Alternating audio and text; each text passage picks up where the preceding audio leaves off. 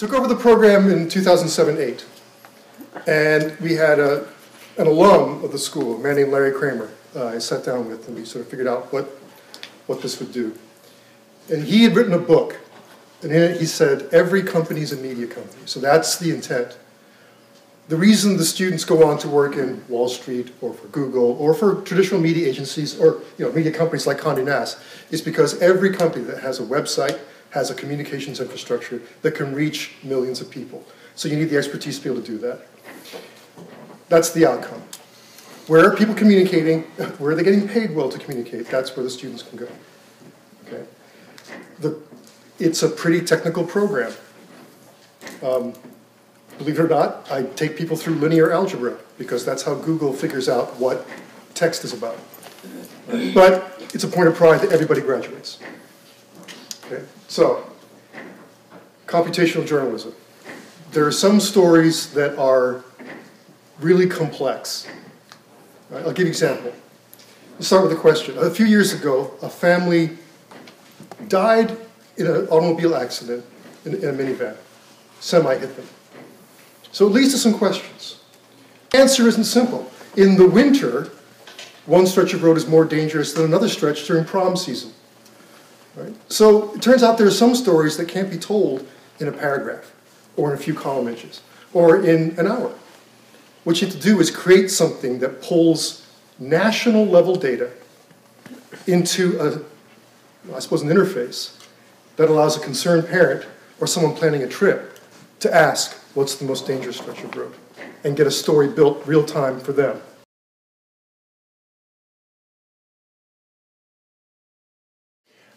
Well, actually, I'm co-chair because, like many of my colleagues, we have it's a dual program, and there are two schools involved, the history department and Newhouse. So it's documentary film and history, and obviously history is taken care of on across the street. And outcome. Well, we have students, graduates who are in New York and other cities around the world, but I think a high percentage in New York, but we have had a large, relatively large percentage of international students, so we have students working abroad as well as in this country. And they are making documentaries, or they're working in nonfiction, or they're using the documentary tradition to do a variety of things, from maybe work with Google or persuasive films, messages integrated into website, to working in museums or educational institutions.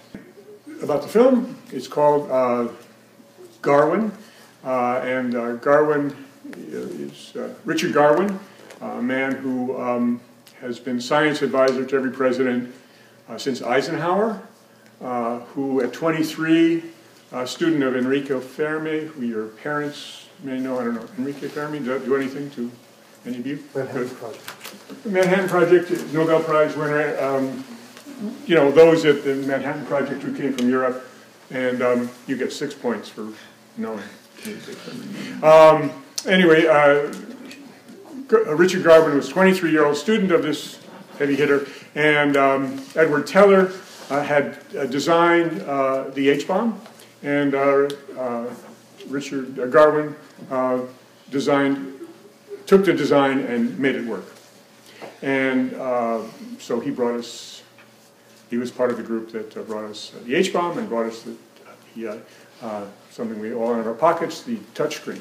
So he's been a scientist, again, changed our lives, advisor to every president. It's maybe too simple to say Richard, after taking the genie out of the bottle, has spent his life trying to get the genie back into the bottle. He's been involved in negotiation for reduction of missile and arsenals, and he's dedicated his life to that. So we're trying to tell his story, and the subtitle is A Witness to History, because he certainly has been there.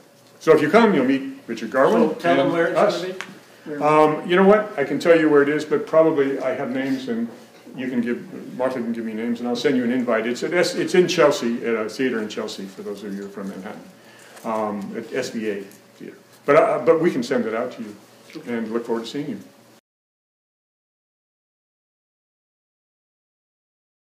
Start with the television, radio, and film department.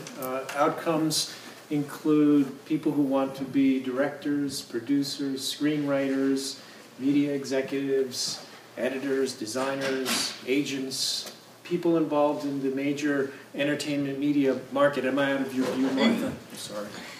And are interested, camera guy.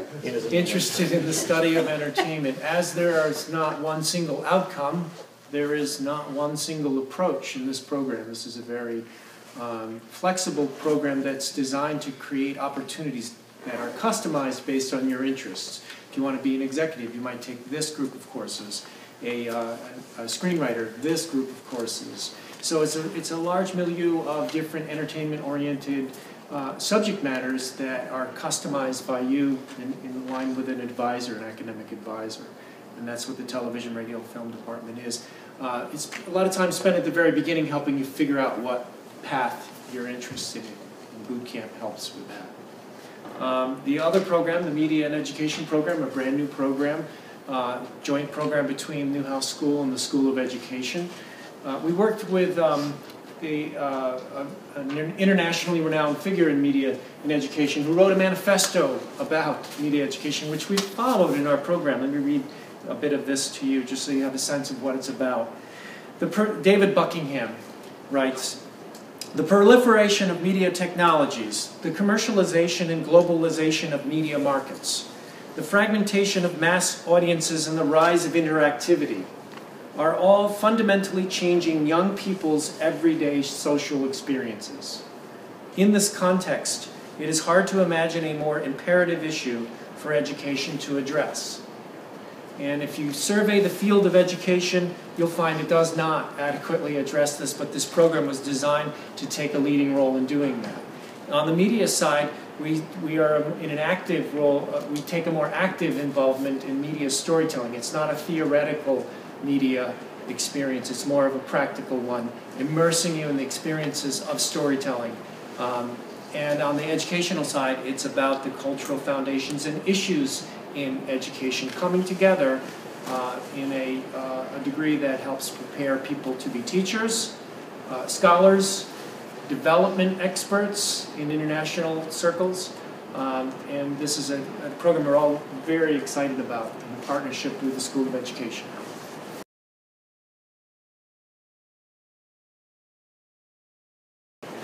I'm so glad to see you all here today. This is one of my favorite days of the year to see new students coming into Newhouse. The Arts Journalism Program elevator speech this is for artists who want to be journalists and journalists who want to write and communicate about the arts. So the Arts Journalism Program is a kind of melding together. Like the TRF program, it's very flexible. There's an enormous amount of range in the students who are interested in architecture, theater, fashion, dance, popular culture, television. They want to be in these areas for the rest of their lives, and they want to figure out a way to do that. So it's really about people who are culturally and artistically driven and with this communication perspective. Outcomes. Last year's class was 100% employed. Yes! Very happy about that. So there are jobs in the arts and culture. Isn't that amazing? We have students who are recent graduates in the last couple of years who are working at the New York Times, Wall Street Journal, Washington Post, New York Daily News, magazines like Elle Magazine in fashion, editor in fashion, IndieWire as a film critic and managing editor, Architectural Record as an architecture news editor. Jobs are like copy editors, managing editors, producers, social media directors, all around the areas of culture. So, hi everyone, how are you guys? I know, it's like when you have like mac and cheese and chicken, then you have to sit in an auditorium, that's like painfully awful. But I'm glad that you guys are here. Public Relations program is a very dynamic program. We're actually considered one of the top, if not the most preeminent public relations program in the nation. And our job is to prepare you to be job ready day one. And I think the most exciting thing is when you look across the communications field or landscape, public relations is one of the fastest growing, in addition to the digital space, one of the fastest growing areas of employment. So job ready, we can supply it, the industry is demanding it. Our students graduate and move on to careers both at public relations agencies, large and small. They work with government organizations, they work in nonprofits organizations, they work with corporations. You name any type of organization, as my colleague said earlier ago, every company and organization is a media company. And it's our job as public relations people to manage that communication between that company and all of its various publics. It's not just the media. The cool thing about the digital space is that our students get to learn how to communicate direct to consumer, direct to employee, direct to government. And so as much as we love our media colleagues and people like to say, oh, you just do media relations and publicity, we do much more than that. We do the science behind the persuasion. So we learn how to do social media analytics to see why you go to the websites that you go to, who do you follow, why do you follow, and how can we use that to influence you to think about things that are important, to help control crisis, to help improve society. So we learn about corporate social responsibility. We learn how to do research to set that corporate character of the organization, not to be spin doctors, that's a bad word. Don't do that. But what we do is try to counsel management so they can make good decisions and so that we really can work towards a public good, that we become the corporate conscience of organizations.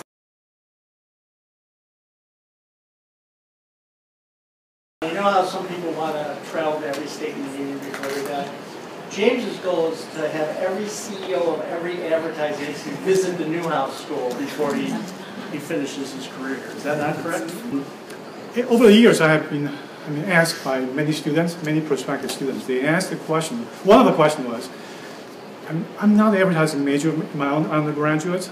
I wasn't majoring in advertising. Can I apply?" The answer is yes. Okay. As a matter of fact, you're welcome to apply for advertising. The reason why is because advertising is such an interdisciplinary profession, and it really requires you to use a different kind of skills. So if you're an undergraduate major like anthropology, sociology, psychology, communication, music, information studies, engineering, whatever you name it, okay, you're welcome to apply. So what's our expectation for that? Our expectation is this. We're looking for a well-rounded student, well-rounded with a critical thinking, strategic thinking, that kind of person. And also another thing is that we're looking for someone who has a team playing spirit, because advertising is a team process. In agencies, advertising agencies, every project is team.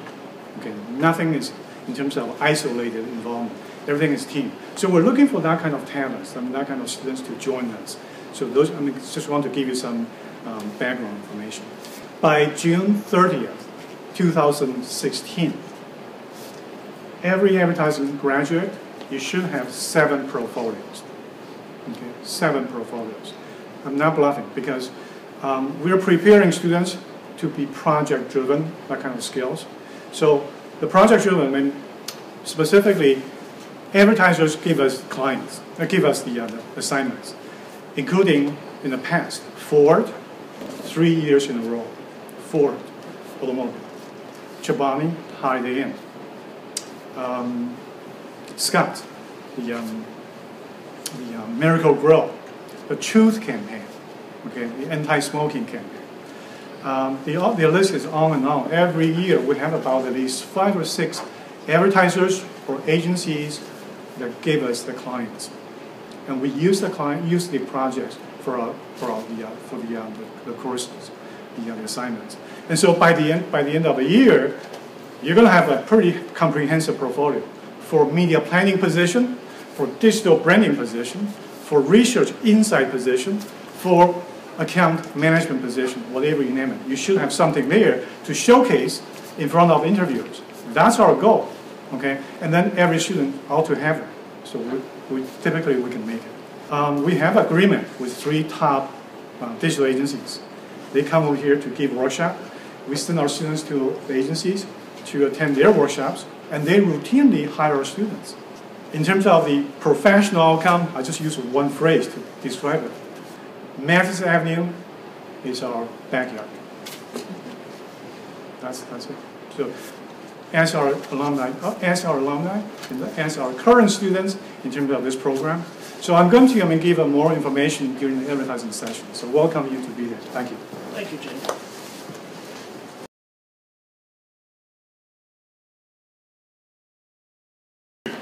As Dean Coplin said, new program, we're excited. We have 7 students.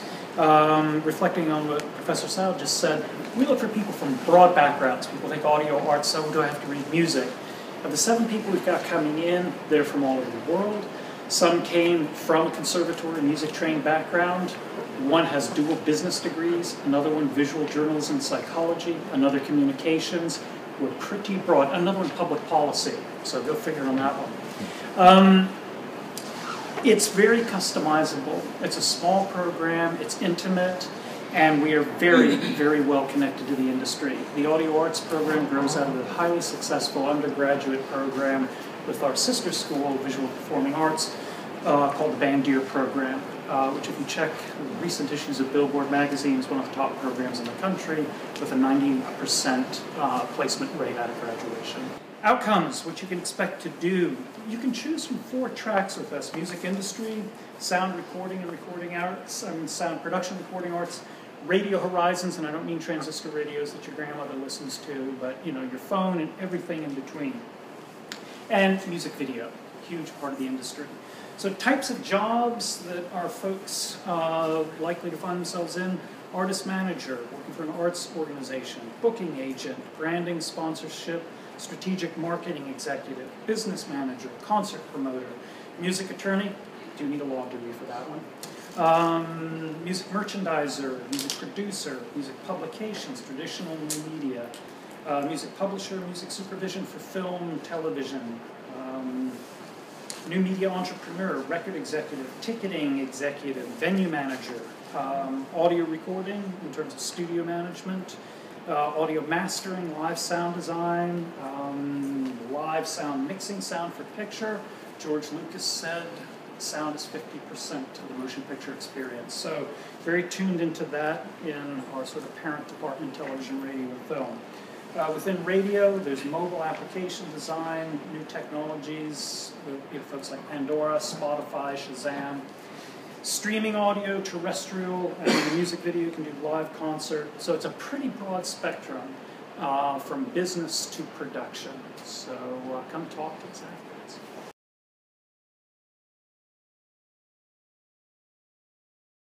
It's a small program. We accept 15 students a year. Again, it's a 2-year program. Part of the time you're in Washington, D.C. Your last semester is spent in Washington, D.C. doing a public diplomacy, DC-based internship, and taking 2 seminars in public diplomacy. You take coursework at the Newhouse School, coursework at Maxwell. And our students get wonderful jobs and are, in fact, creating a safer world for us. We have students working in government public diplomacy at the State Department, the Department of Defense. We have students in the not-for-profit world, the non-governmental organizations, or the TNGOs, the transnational non-governmental organizations. People at the World Bank, at the World Wildlife Fund. We have people in embassies around the world. Ali Ramji started his own consulting business and is doing quite well in consulting on public diplomacy. We also have students who go back into public relations. They love the public relations side so much that they find employment in public relations agencies or at public relations agencies, mostly in the international public relations side. So, if you believe the world is getting smaller, but also more complicated and maybe more dangerous, and you want to correct that or help bring peace to the world, what's that, guys? Then please come talk to me afterwards. I'd love to tell you all about the program. Thank you.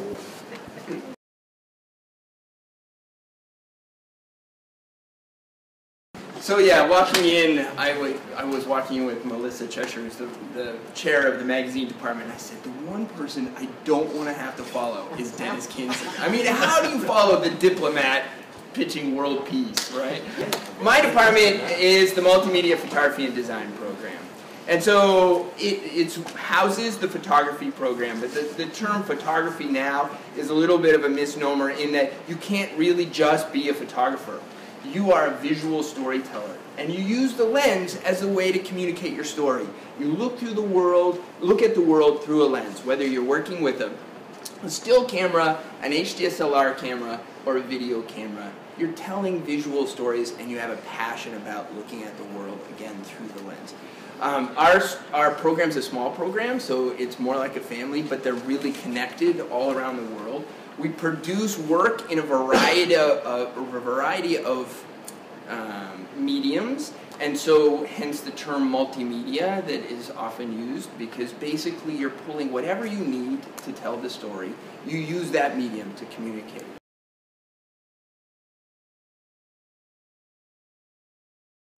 Our bread and butter has always been and continues to be telling nonfiction stories with pictures, sounds, and words. But in today's world, you can do more than that.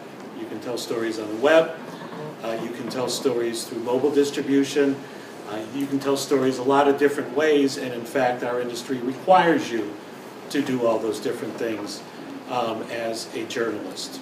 A couple other highlights of our program, and these are some themes that I think you've already heard a little bit about. You don't have to come in here with a background in communications or journalism.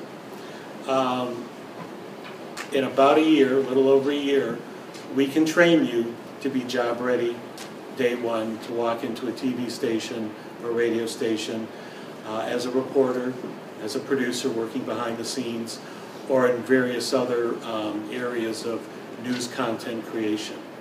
Our program also features a capstone in Washington, D.C. for the last 6 weeks, where some of the students will actually work as what's called in the business stringers, but essentially you will be assigned to a TV station somewhere across the country. We have an agreement with a company called Nexstar. They own a bunch of small and medium market TV stations. You will cover stories in Washington that are interesting to the people who live in those markets across the country. Maybe it involves their local legislators or an issue that's important to the people in Nebraska or Iowa or whatever. And your work actually gets on the air, which is a terrific experience, learning how to cover the nation's capital, and also a great resume builder as well.